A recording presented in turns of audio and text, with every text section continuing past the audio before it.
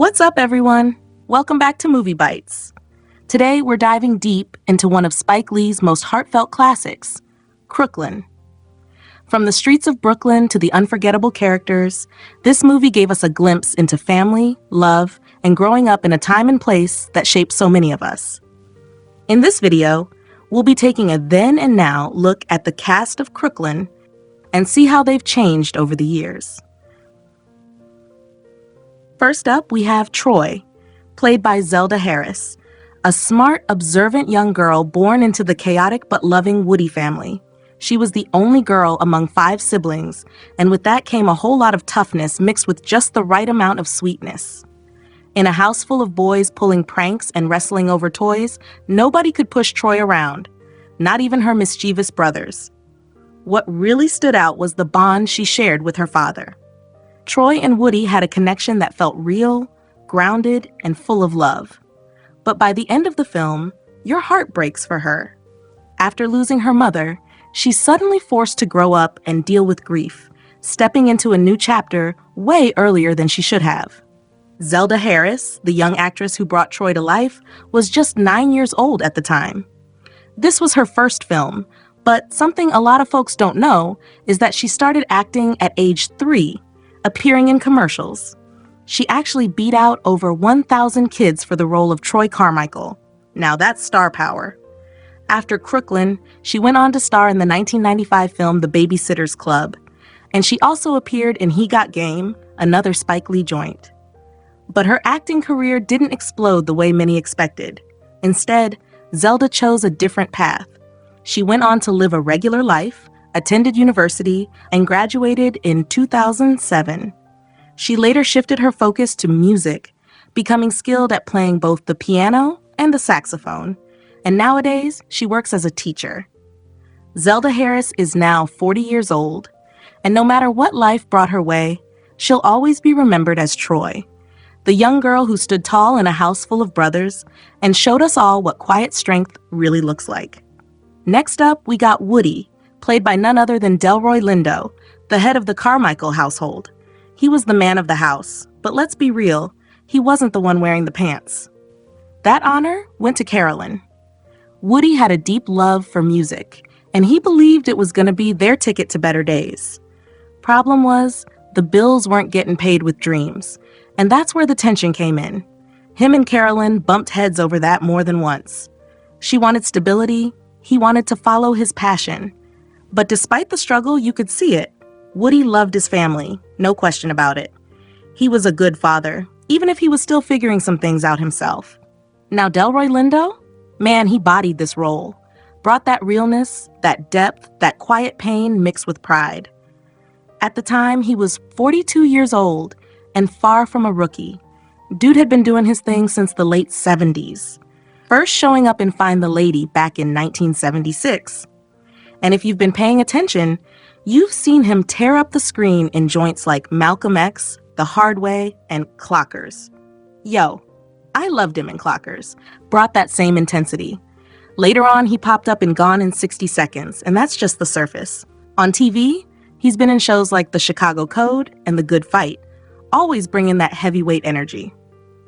Delroy Lindo is now 72 years old, and straight up, he's a Hollywood powerhouse, a legend with awards to his name, respect on his name, and roles that hit your soul.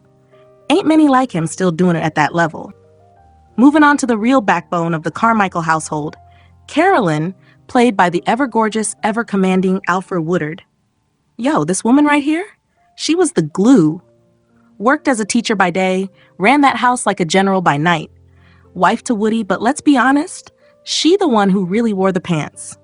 Carolyn ain't play no games. She was sassy, sharp with the tongue, and never sugarcoated nothing. When her kids got out of line, she brought the heat. No hesitation. Running a household with 5 kids and a dream-chasing husband who wasn't bringing in no checks? That's pressure, and she handled it with fire and finesse. She didn't tolerate no laziness, no slick talk, and you saw that in every scene. When them boys got slick, she snapped them right back to earth. Now Alfre Woodard? She bodied this role.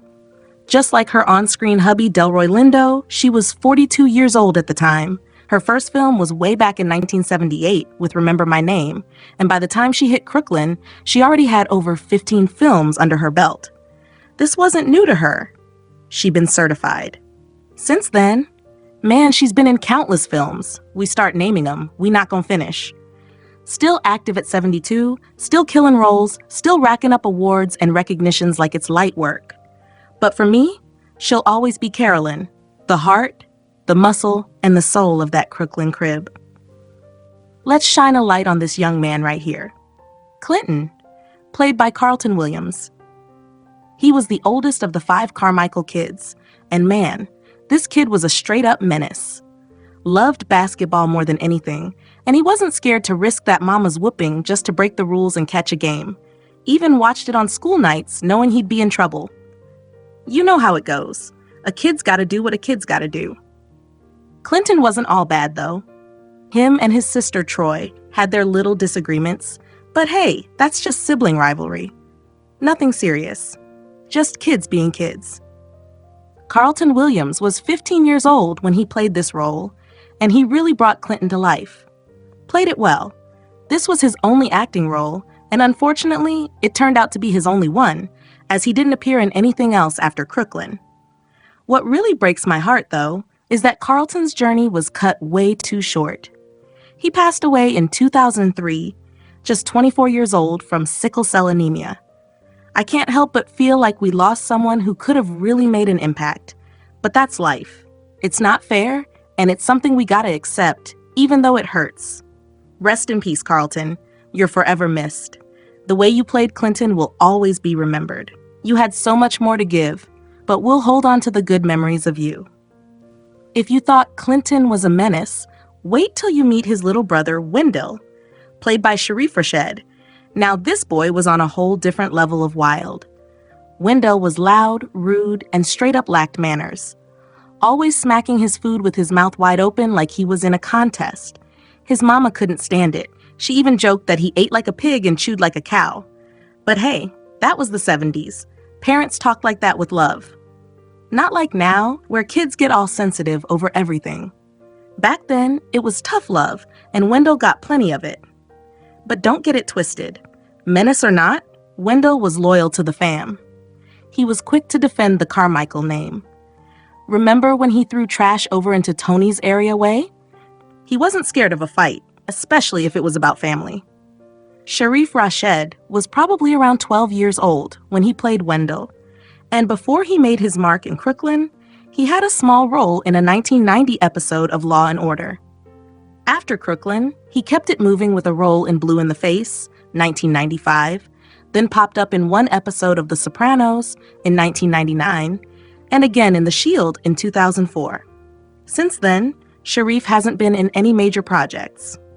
He's probably around 43 today, living a quiet, private life. Word is he's big on fitness and hits the gym regularly.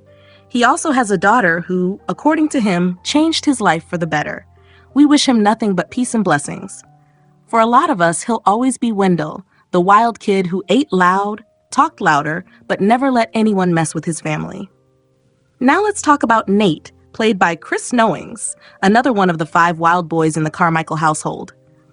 Nate was that kid who threw tantrums at the dinner table, especially when Mama served up them black-eyed peas. Boy couldn't stand them.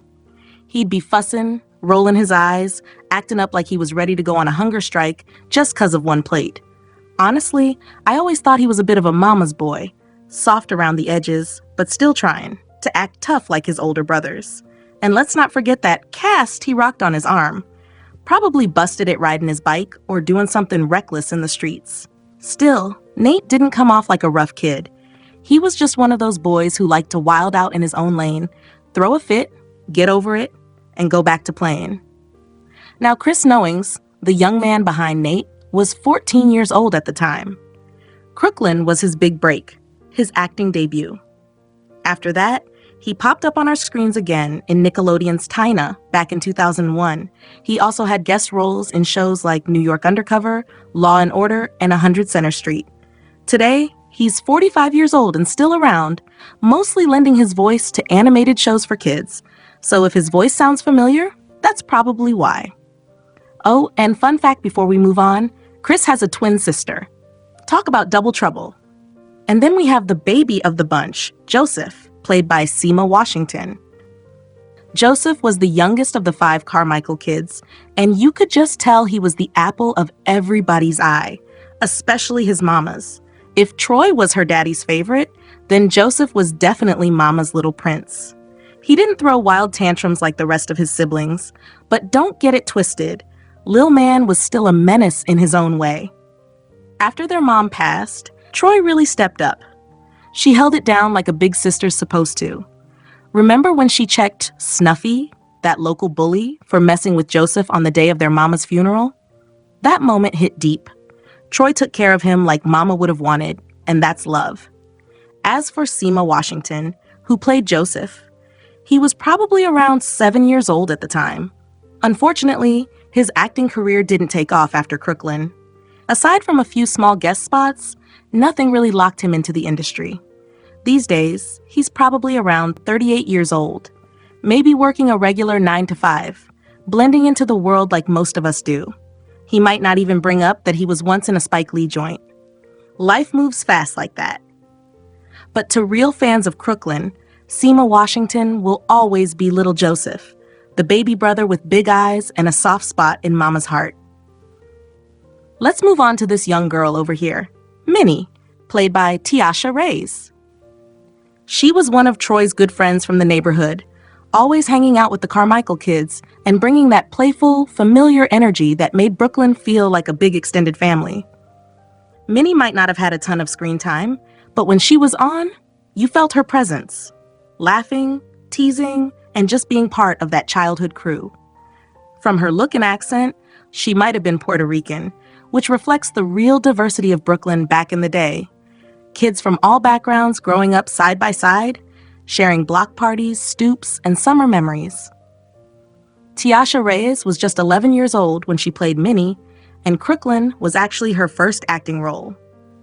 She went on to appear in just one other film, The Prosecutors, in 1996. After that, she made a personal choice to step away from acting and focus on her studies. Now 41 years old, Tiasha is married and has been blessed with twin boys. Every now and then, she posts throwback photos from Crooklyn, and for many of us, she'll always be remembered as Minnie, the little girl from the block who added heart and humor to the neighborhood vibe. Even though Troy had a whole crew of friends in the neighborhood, she didn't go without enemies, and one of them was Peanut, played by Kawana Bonaparte. Peanut was that local bully, the kind of girl who was always picking on Troy and low-key tormenting her whenever she got the chance. But as we know, Troy wasn't one to back down, and that made their little feud fun to watch. One memorable moment? They're at the grocery store, and when Peanut spots Troy, she waits for her outside.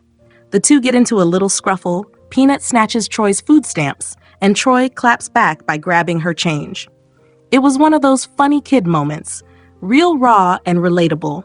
Just kids being kids on the block. Kawana Bonaparte was 13 at the time she played Peanut. After Crooklyn, she had a small role as a background actress in Clockers, another Spike Lee joint. Her acting career didn't really take off from there, but you know what? I still give her flowers. She made an impression. These days, Kawana is 44 years old, still keeping fresh and looking young. She's out here hustling, lending her voice for commercials and voiceover work on different platforms. And I wish her nothing but success, because whether she was snatching food stamps or spitting lines, she brought something real to Crooklyn.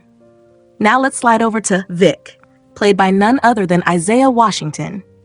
Vic was that real one, a tenant, staying at the Carmichael spot. And trust me, this dude wasn't the one to mess with. Vic kept to himself, but when the peace got disturbed, he wasn't shy to handle it. Remember when he smacked the soul out of Tony, that messy next-door neighbor beefing with the kids? Yeah, Vic ain't waste no time. The cops came sure, but Vic eventually got released. You know how the hood go. Folks like Vic are misunderstood, not always wrong. When he got back home and saw the lights off, he snapped. He confronted Woody about the rent situation, saying he's being overcharged and still living in the dark.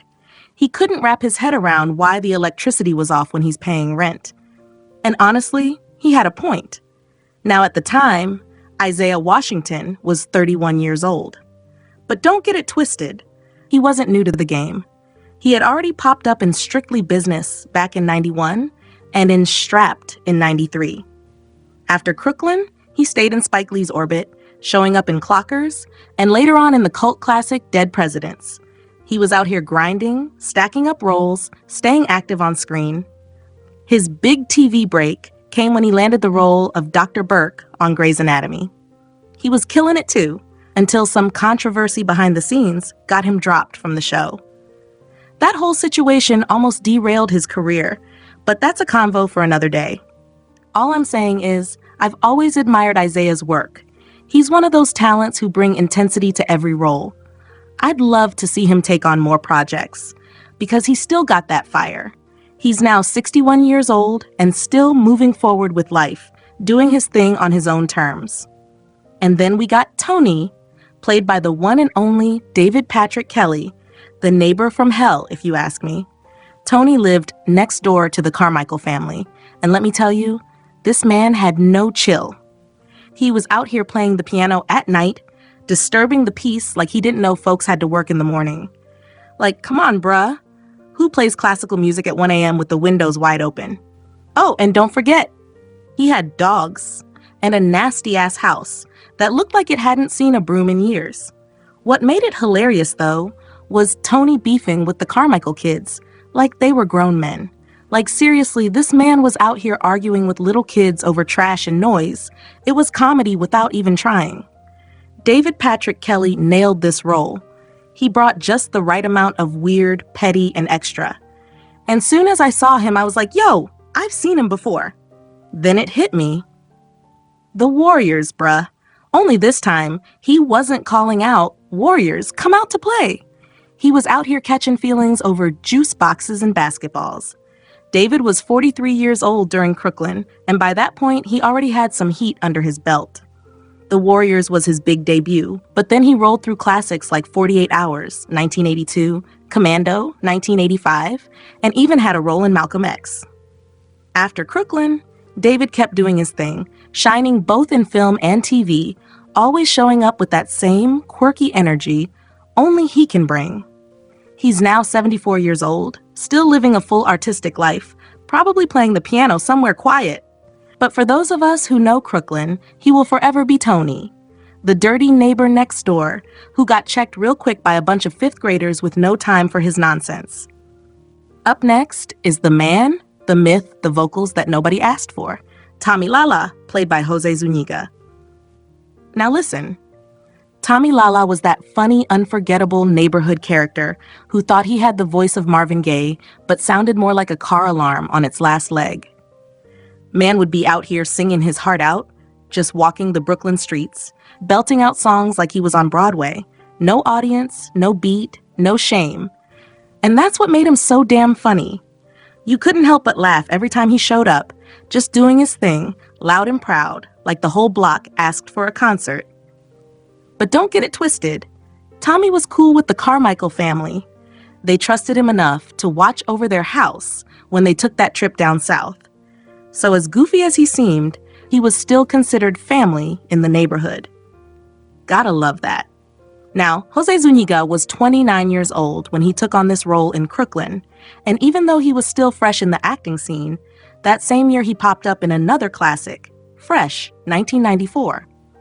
But this time, he switched gears. That role was way more serious, showing he had range even early on. Since then, Jose's been on a serious grind, especially in detective shows. You've probably seen him in everything from CSI, Law & Order, NCIS, The Shield, Dexter, man, just name it. TV loves him, and he's been doing his thing in film too. Today, he's 60 years old and still going strong, popping up here and there with that same energy. But for Crooklyn fans like us, he'll always be Tommy Lala, the man with a dream, a voice only he could love, and a song for every sidewalk in Brooklyn. Let's talk about a real Brooklyn menace, Snuffy, played by the one and only Spike Lee. Now Snuffy? Man, he was that bully everybody in the hood knew. Tough, loud, always looking to stir up something.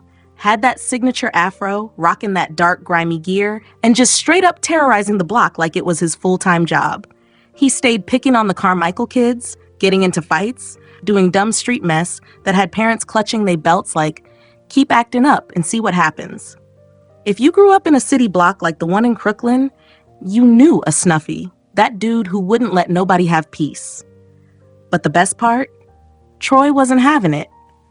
After all the mess he put her lil brother Joseph through, Troy stepped up like a champ. And the way she handled Snuffy? Straight comedy gold. I ain't gonna spoil it, but let's just say she ain't back down. And it was one of those hell yeah moments. Now let's talk about the man behind Snuffy, Spike freaking Lee. He was 37 at the time, and bruh wasn't just acting, he was already changing the game. By then, this man had already dropped She's Gotta Have It, 1986, School Days, 1988, Do the Right Thing, 1989, Mo Better Blues, 1990, Jungle Fever, 1991, and the masterpiece Malcolm X, 1992. Classics on top of classics. And after Crooklyn, he ain't slow down one bit. He blessed us with Clockers, 1995, Girl 6, Get on the Bus, both in 1996, and kept pushing the culture forward, always telling stories that felt real, stories that spoke to us. Spike is a legend, period. He's the reason so many Black actors got their shine. From Denzel Washington to Delroy Lindo, Giancarlo Esposito, and so many others. He opened doors and kicked down ones that wouldn't open. We are blessed to have this man in the culture. He gave us a voice when folks wasn't listening. Now, Spike is 68 years old, and I hope he ain't done yet. We still need him. Still need them stories, them visuals, them messages. Salute to Spike Lee, forever the voice of the block, the culture, and the people. Up next, we got Frances Foster, who played the unforgettable Aunt Song, the bougie auntie from down south that every family seems to have. Now, Aunt Song wasn't your everyday relative. She had money, class, and wasn't about that city mess. When Troy gets sent to live with her, it's a complete culture shock. Her pops is off chasing his music dreams, and Troy's stuck in this well-mannered, polished environment where folks actually use coasters and say grace with feeling. At first, Troy ain't vibing with it. She misses Brooklyn, her brothers, the noise, the flavor, even the mess. But her cousin Viola, who's sweet and welcoming, helps her ease in. Still, Aunt Song is that type of auntie who'll look at your outfit and say, baby, we don't dress like that down here. She was always trying to scrub the Brooklyn off Troy. You know the type, trying to fix you even when you ain't broken. Eventually, Troy has enough of the pearls and proper living and longs to go back home. Back to her block, her people, her real life. Now let's talk about the legend herself, Frances Foster. She was 70 years old when she brought Aunt Song to life. But this wasn't some late career pop-up for her. Nah, Frances had been killing it in the theater world for decades. She was also a director, a true artist, and it was a blessing to see her grace this film with her poise and presence. After Crooklyn, she kept it rolling, appearing in Spike Lee's Clockers the very next year in 1995. Sadly, we lost Frances in 1997 at the age of 73, but the legacy she left, still shining. And get this, back in 1955, she made history by becoming the first African American to appear in a nationally broadcast television commercial. Now that's iconic. Frances Foster may be gone, but her impact remains. Aunt Song lives on, reminding us all that sometimes love looks like trying to polish you up, even if you prefer your edges a little rough.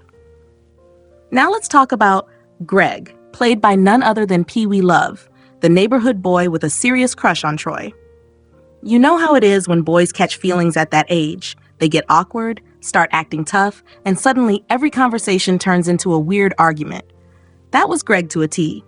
Instead of just saying how he felt, Greg was always being rude to Troy, pushing her buttons, teasing her, basically doing everything but being straightforward. But Troy? She wasn't having it. She stood her ground every time. In fact, one of the funniest moments comes when Greg runs to Troy's mom, complaining that she's rude and won't go out with him.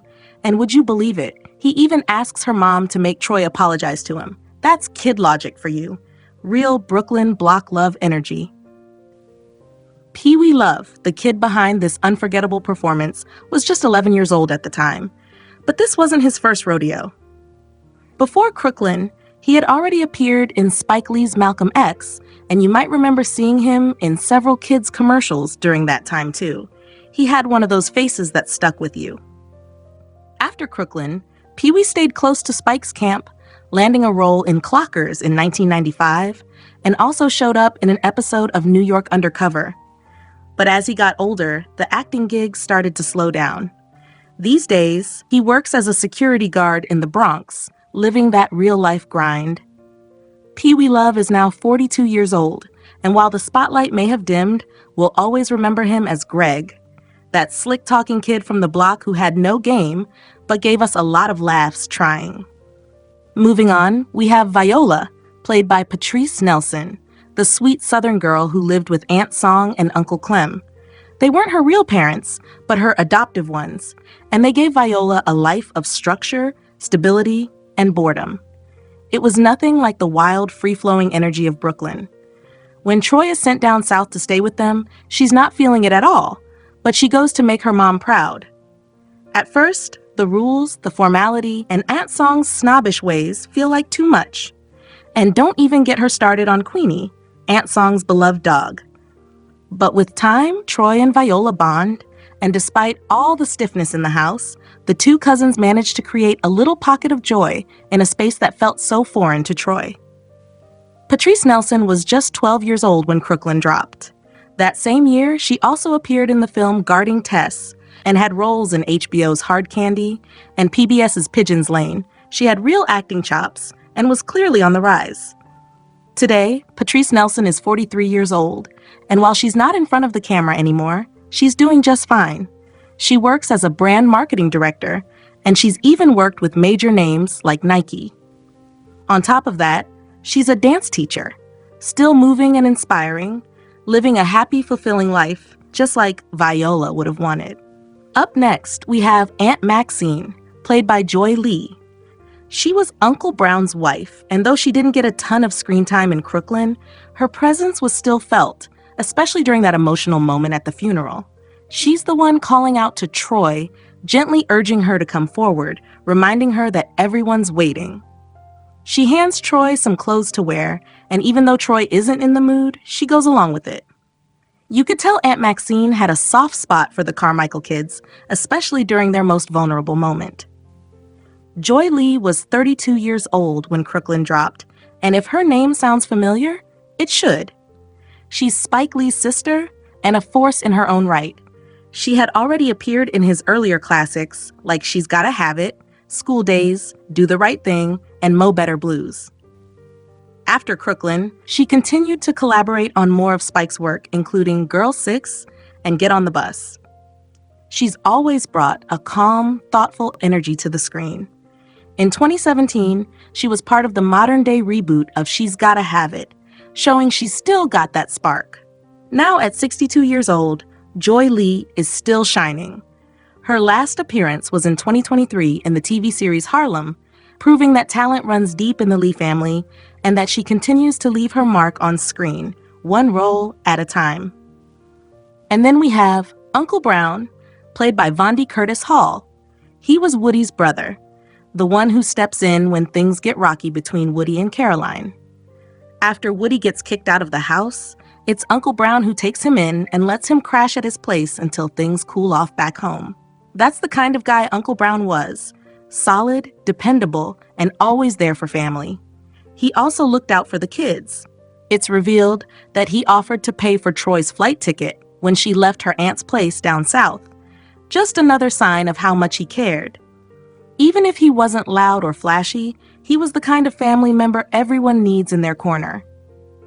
Vondie Curtis Hall was 44 when Crooklyn came out, and by then he had already built up a solid career on screen since the late 80s. You may remember him from Coming to America, 1988, One Good Cop, 1991, Sugar Hill, 1993, and later in Eve's Bayou, 1997. But most people probably know him best for his lead role in the medical drama series Chicago Hope, where he showed just how versatile and commanding he could be. Now at 74 years old, Vondie Curtis Hall is still shining, still working, and still showing why he's one of those actors who never needed the spotlight to stand out. And finally, we have the West Indian store manager, played by Arthur French. He was the owner of the little neighborhood store where the kids were always in and out, whether they were buying snacks or, well, shoplifting. And let's be honest, some of the kids got away with it, mostly because the man was a little absent-minded. There's that one wild and hilarious scene where Troy is straight up shoplifting, and the manager? He's too busy dancing with the bodega woman to even notice. That moment was pure Crooklyn, chaotic, real, and funny as hell. Arthur French was 63 at the time, and while he brought charm to the screen, he was actually best known for his work in theater. His stage career went way back to the late 60s, and he was respected in the theater world for his depth, presence, and commitment to the craft. On the film side, he appeared in a few classics, including Malcolm X and the 1976 film Car Wash, but the stage was his true home. Sadly, Arthur French passed away in 2021 at the age of 89, but his legacy as a theater legend who helped shape the culture still lives on. Crooklyn wasn't just a movie. It was a slice of life, a memory, a feeling. And revisiting the cast reminds us just how powerful storytelling can be when it's rooted in heart, family, and community. Thanks for watching. If you enjoyed this trip down memory lane, don't forget to like, share, and subscribe for more Then and Now deep dives. This was Brianna from Movie Bites. See y'all next time.